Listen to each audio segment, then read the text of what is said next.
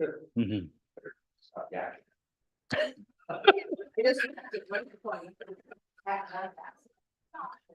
Like to call the meeting of the Codington County Commission to order. We please rise. I'll lead us in the Pledge of Allegiance. I pledge Allegiance to the flag of the United States of America and to the republic for which it stands, one nation, under God, indivisible, with liberty and justice for all. Thank you. If you have a cell phone, could you please make sure it's silenced? And if you need to take a call, just step out in the hall and take it. Number two, if there's if you'd like public comment, you can submit it in person or you can call at the telephone numbers listed 605-882-6248 or 605-882-6297. Item 3, is there any conflict of interest? No. Okay. Item 4, you need a motion to So approve. moved. Motion by Van Dusen, second by Gable to approve the agenda. Is there any discussion? Seeing none, all in favor, say aye. Aye. Opposed, motion carries. Item 5, need a motion to approve the February 20th. Can I add something on that? Oh, So I sure. did put that on your desk. There was just a couple changes that the highway superintendent asked if I could add in under bridge lumber with True North Steel. Where we're going off in Beetle County's bid, all I added in was award it in its entirety. And then also down with Rinker, where we accepted Rinker's bill, I added in its entirety. So those are the two changes to the I minutes look from to what was. approve with the changes added. Second. Okay, motion by Johnson, second by Van Dusen to approve the last week's minutes. Any further corrections or? Seeing none, all in favor, say aye. Aye. Opposed, motion carries. Item 6 is a request from the Watertown Home Builders to serve alcohol to vendors at the private social event at the Extension Center following the home show event. Right. There's a letter. Yes. Yep. So Julie was not able to attend today. So she did send you a letter explaining what it is. And this is something that's been done for several years. So I don't know if you want to read the letter or whatever, but she did include a letter since she wasn't able to attend. I move to approve. Is there a Second. second? A motion by Johnson, second by Waterman to approve the request to serve alcohol. Any further discussion? All those in favor say aye. Aye. Opposed? Motion carries. Okay, item 7 is monthly reports. See Andrew's here. Morning, Andrew.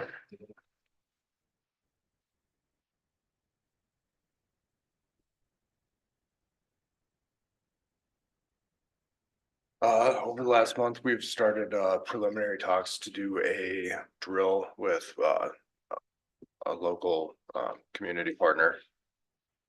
Not a public safety partner, but I mean, it would include a lot of public safety personnel. We scheduled several training events. I'm gonna be going or pending travel request approval, threat and hazard identification and risk assessment stakeholder preparedness review. It's also known as the THIRA SPR. The THIRA is, I mean, it's one of the things that we identify some of the threats and hazards that are going to stress our community's capabilities, and then we try to give context to those threats and hazards, and I mean, then we can take steps to mitigate and address them. Also going to be hosting the following classes, TIMS, which is traffic incident management system for emergency responders. Scheduled that for March 20th at 6 p.m. That's going to be good for any responders that end up on the highway, so fire departments, EMS, tow truck drivers, so forth. Gonna go over, I mean, meat and potatoes of the class, it's going to be like safe vehicle positioning, scene safety, traffic management, special circumstances that may arise and so forth. We also have weather spotter training set up at the extension center. That's scheduled for March 27th from 6 p.m. to 8 p.m. March 28th from 1:30 to 3:30 p.m. And then search and rescue, we scheduled a dive rescue international class. Pretty comprehensive, covers topics like public safety, diving accidents, drowning, team organization and management, search patterns, scene evaluation, victim retrieval, service to family and media and other agencies. And then several other things. A lot of members have gone to that, said it's some of the best training that they've had. And then the cert is good for 3 years. So, and it is designed for both the divers and the shore support personnel. Yes, pending your questions, that's what I have for you this week. Mr. Chair. Yes, go ahead, Troy. The weather spotter classes and the TIMS training, I assume the TIMS training, is that an open invite for public safety agencies, and how is that word being spread to them? Yeah. Do they all know about that? So I sent out an invitation to, like the chief of police, Mhm. fire chief, local emergency managers, all volunteer fire chiefs, within Codington County. And Andy Wicks is going to be the lead instructor on that. And we're just, trying to get the word out. Google, we have a Google Forms thing for people to fill out, just to try to keep track of how many people are signed up to make sure that our venue is gonna support that. Yeah. He's hoping for 50 to 100 people. And that's an excellent course. Andy does a great job putting that on, and really it teaches law enforcement, firefighter personnel how to park their vehicles to ensure the scene safety for the responders. And so it's a great course and they do a great job. I'm glad to see that you're bringing that. Okay, what's the abbreviation Tim stand for again? Traffic incident management system. Traffic incident management. And then the other question I have is the weather spotter classes that are coming up. How are you doing for weather spotters? Do you need more? And is that open to the public? That is open to the public. We do have a pretty decent core group of weather spotters that we use right now. However, if there's somebody who happens to be listening in the Cransburg, Waverly, South Shore area, those would probably be the areas where we don't have as many people who are consistently like out there. And I mean, we'll set you up with radio, so you can communicate with. Just need weather spotters out there. They It's, play an important role. It certainly helps. I mean, what happens on one side of the county isn't necessarily what's going on the other side. So sometimes we have to try to make our best guess as to what's going on. And can you give us a date on that again? March 27th and 28th? Yes, it's March 27th from 6 p.m. to 8 p.m. and March 28th from 1:30 p.m. to 3:30 p.m. Thank you. That is at the extent. Do they just show up there or do they need to pre-register for that? No pre-registration for that one. That one you can just show up. Okay. Okay. Thanks, Andrew. Thanks, Andrew. If we're ready for our sheriff's report, Brad, if you wanna. Morning. Morning. All right, Brad. How's everybody today? Good. Good. A little breezy out there. Yeah. Heard you on the radio yesterday. Yeah. I'll grab one and we'll pass her on down. All right, let's start with our monthly commissary balance sheet there. If you look at the bank balance, end of January was $19,381.93. At the time, there was $4,286.75 in the lobby ATM and between the booking kiosk there for a grand total of $23,668.68. There's a snapshot. Resident balances at the time were $2,844.31. Commissary items were $2,872.57. Where funds balance $17,951.80. Brings us back to that grand total of $23,668.68. You can see our 15,000 is still in there. We made $1,029.62 on our commission, and on the phone commission and kiosk commission there, $2,679.09. Jump over to the monthly balance sheet here for the checking account for the sheriff's office. Bank balance end of January, $9,786.76. Copy fees collected, $20. Sheriff's fees collected, $8,652.26. And warrant fees collected, $225 for a grand total of $8,897.26. And see, leaves us at our $889.50. Original amount. And then if you jump to the next page there, Lee's got it pulled up on the on the TV. Some sheriff's office activity. We'll go through the cases and calls for service for the month of January. There was 521 cases and calls for service. There was 18 accident reports completed. There was 70 warrants that were served, 304 civil papers served. See, that's quite a jump from December. And transport miles were 3,743. If you scroll down to the middle there, talk about some jail activity. The month of January, our average daily population in January was 53.23. Our high ADP was 64, and that was on the 6th. Our low ADP was 44, and that was on the 27th. On the 24/7 program on the Scram bracelet, we had 14 people on the Scram bracelet. On the remote breath, we had 10 people. On the twice daily PBTs, we had 36 people, and on the twice weekly UAs, we had 48 people for a grand total of 108 people on the 24/7 program. You can see that there was average about 53.23 people in jail, so that program is working. You can see that there was 209 bookings for the month of January. Scroll down to the bottom there. We collected, I have those numbers there, didn't get updated on your sheet, but the out of county contracts, there was $11,872.43. Again, that was $11,872.43 there. Work release fees collected, $1,330. $1,330. 24/7 fees, there was $7,107.56. $7,107.56. And for Scram fees collected, $2,903.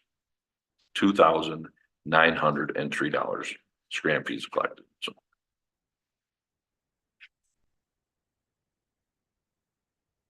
So it's too narrow in the spreadsheets.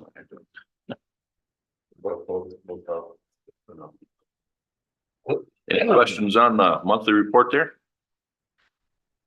All right, just recently had a deputy get back from a couple weeks of DRE school, the drug recognition expert training. He got one more week of training left. He said he's learned a lot. That was a grant course that was put on by the state.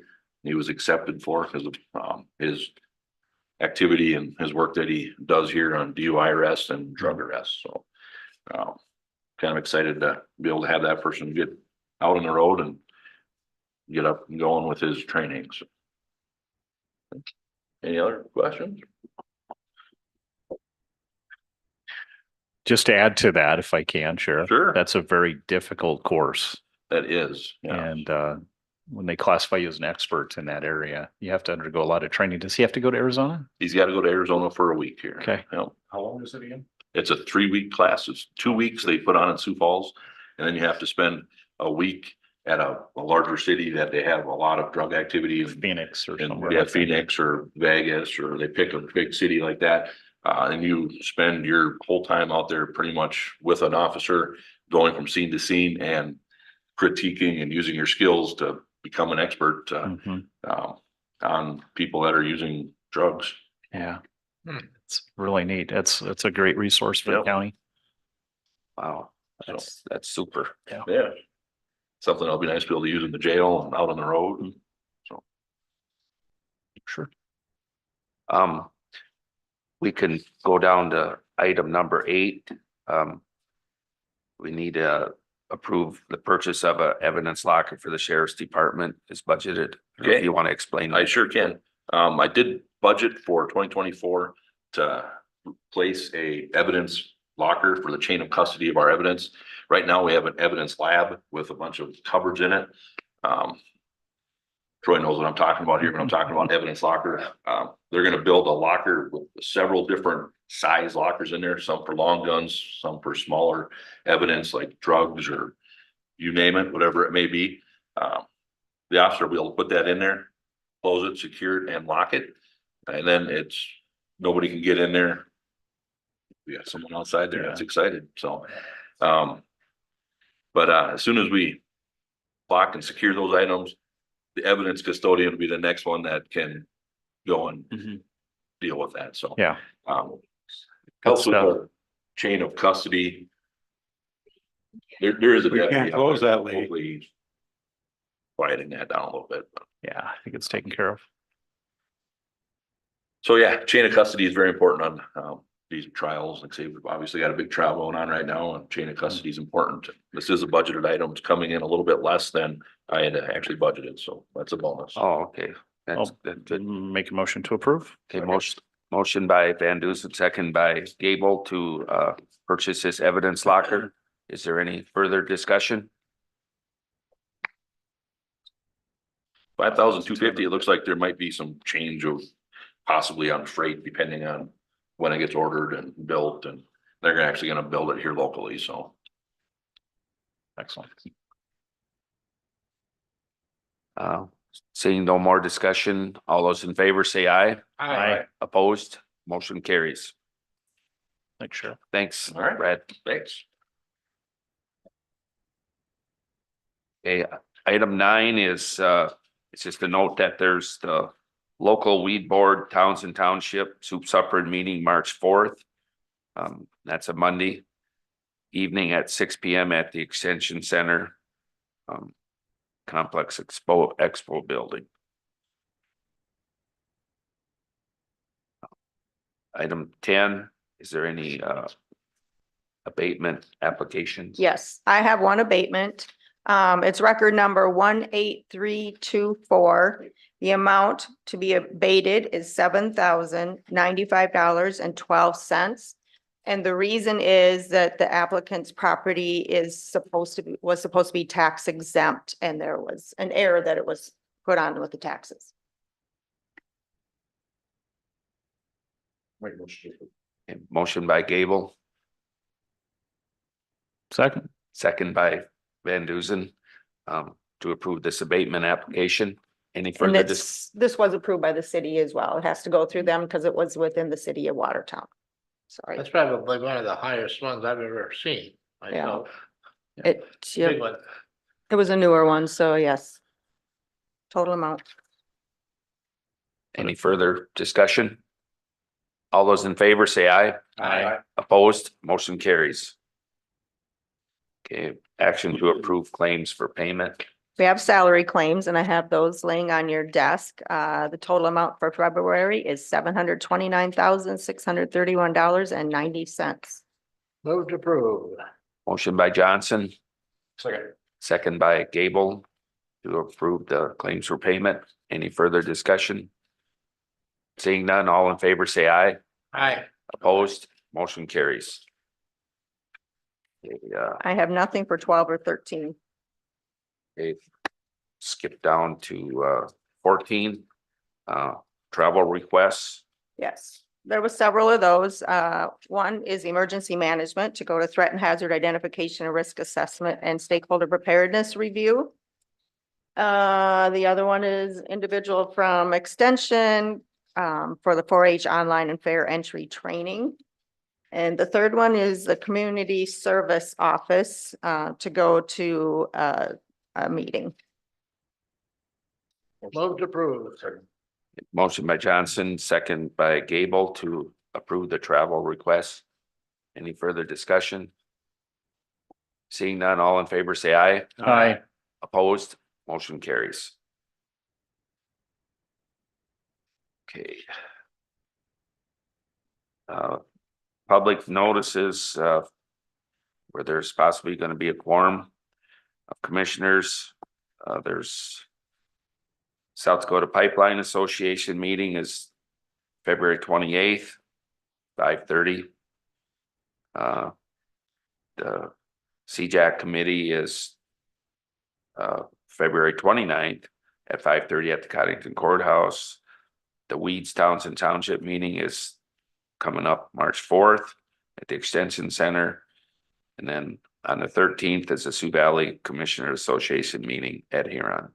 Mr. Chairman, just to add, so we got our interviews lined up for tomorrow for the architects, so for the pre-design architects, so we're gonna be interviewing 4 firms. We have a subset of CCJAC committee doing those interviews. It's gonna be in this room, pretty much take all day.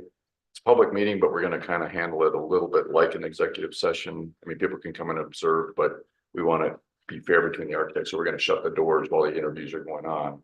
But if people see the door shut and they want to observe, just if they could wait till the next interview, that would be good. So just to let people know, or if they really want to, come in, maybe stop by the auditor's office and, we just want to keep a nice orderly process and it's very fair between the 4 that we're interviewing. So. Yeah. And that's from 9, that goes all the way, that's all day tomorrow. So that's like from 9 until, when we finished, around 4:30 or so. I'd make a comment on that. I don't know if you should allow anyone in, to be honest with you, because if I was a bidder, I could send another person in That's what and get the information and then bring it back. That's what we're asking. That's what we're asking people to respect the process, but I just said that I just close the door. I wouldn't give anybody the opportunity to cheat. That's what we're trying to avoid. Does that have to be open to the public? Is it a requirement for the? That's kind of one of those debatable. Yeah, it's that's kind what of one of those debatable things. So wondering. I mean, we want to manage it obviously- as carefully as we can. We want to be transparent with everyone. Yeah, we want to be as transparent. as Well, you possible. can be, but I'm gonna agree with Myron because I've been in on a few of those things in the past.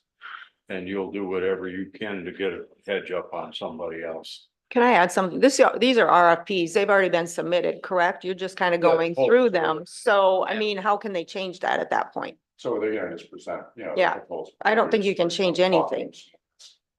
Just my opinion. You could have them sign in. Well, we got a schedule, so. Yeah. No, I mean, if there was somebody, Oh, yeah. a guest or somebody that isn't part of You the, just have to observe and ask people don't be on their smartphones when they're in the room. Yeah. So that kind of thing. So we just ask people to respect that process. So we're trying to get the fairest process while being transparent. well, you certainly try to, show people that we respect them and we are trusting them, but there's always those. I understand. That's why we have Yeah. to, keep the door shut, at least during the interview. So. Take your cell phones and leave them in a box at the door. I Leave kid you not. them in the flower bed outside of the door. I don't think it's gonna be a huge problem. I've been involved on the backside of the bad side of somebody carrying a cell phone that was off, but it was turned to record Mhm. and everything that was recorded.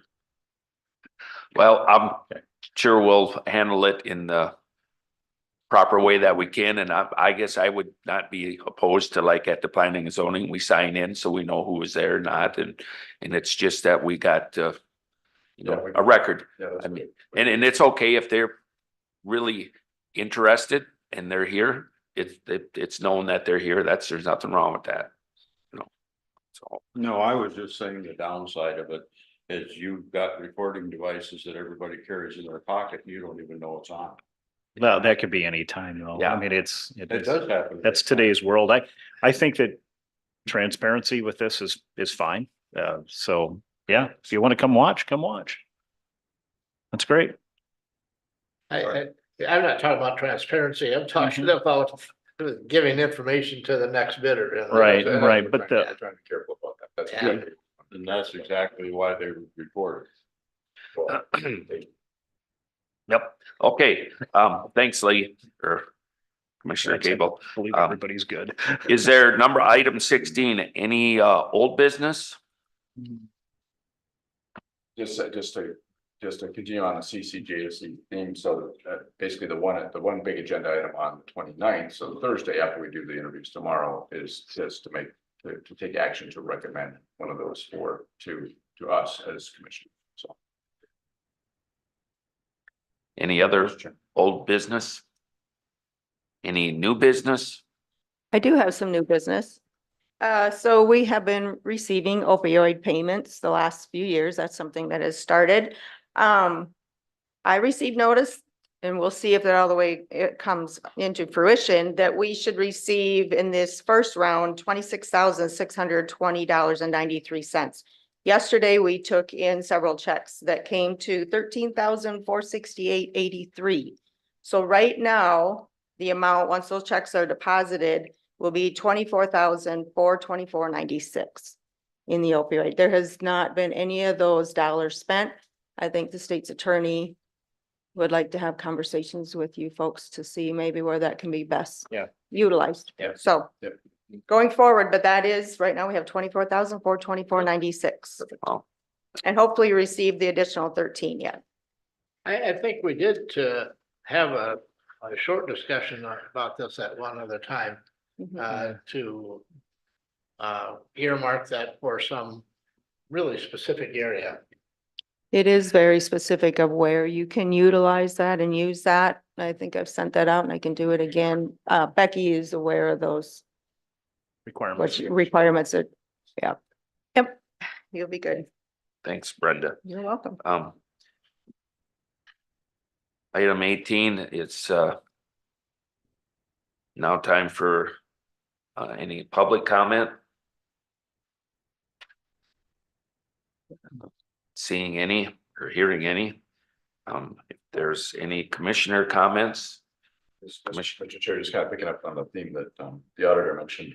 So I had a meeting with the state's attorney. I met with some of the folks at the Boys and Girls Club that deal with the diversion program. And so with the diversion program, so in other words, juvenile diversion program to keep juveniles out of incarceration. The diversion program is basically a nip it in the bud program. So, some fairly minor infractions will mean that they get basically diverted instead of getting a criminal record, diverted to some program, life skills type program at the Boys and Girls Club.